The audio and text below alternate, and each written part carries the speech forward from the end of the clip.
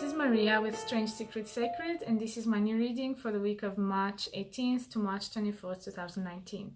The first card, the Strange Secret card that I drew for this week, is a Crossroads card, which says, "Life does not keep matters separate, so why would I?" The Rumi card that I drew for this week is actually a card that I drew before for this video series. So there it is again. It's 3 of Staves that says, "Love is a ship for the elect." If you'd like to see the meaning of this card, particularly the insight of Nigel Jackson in the Rumi guidebook, please watch my second video which explains the insight of this card, because I will skip this part for this video. And the third card for this week, the archetype card from the Carolyne Myss set, is the child archetype, which we all have. We all have a child archetype. But this child that I drew is particularly the orphan child. I will first speak about the Strange Secret card as usual. Life does not keep matters separate, so why would I? This card is trying to teach you authenticity. If you're striving to keep things separate, that means you're striving to hide something, some messy thing, something that's uncomfortable, maybe something that's really, really, really painful. So in this effort that you're making to make things appear as if they're okay or as if they're perfect, you're wasting a lot of energy that is actually not necessary. Life does not keep matters separate. Everything seeps in through everything.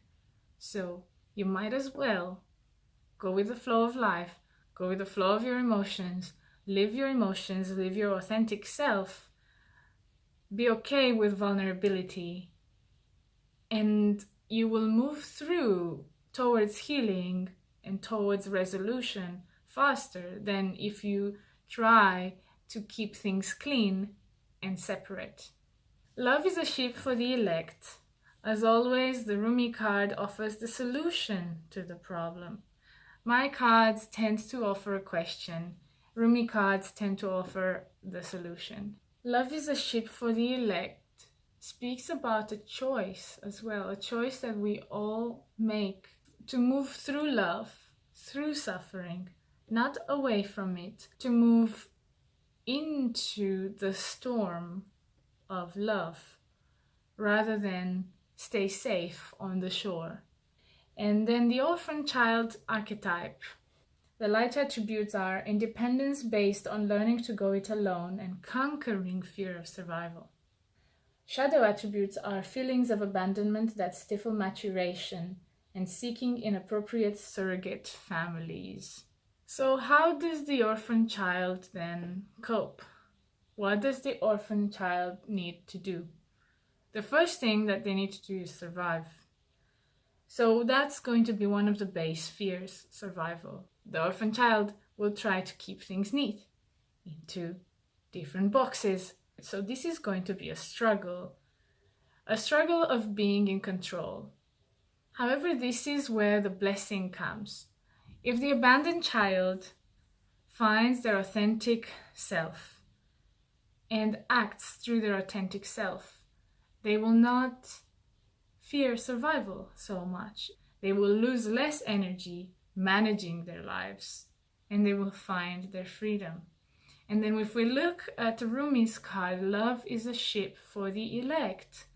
This is the lesson of the abandoned child. This is a lesson of love, of choosing love over the opposite of love, over fear. So the ultimate lesson of the orphan child is love over fear. Just like the shadow attribute speaks about inappropriate surrogate families, the orphan child can find appropriate surrogate families, can find families of the spirit throughout their lives. So they can learn to recognize people in their lives that are spirit family, that are going to help them in their journey, and they're going to be there, and they're going to heal the wound that was created earlier in their life. If you are an orphan child, there will be people who come into your life specifically to help you heal And it's important to recognize these people, and it's important to let them in. So again, the lesson of love over fear, over and over again. This is the lesson of the orphan child. It is a difficult lesson because love oftentimes gives you those challenges that are really the most painful that you will ever encounter. They come from love.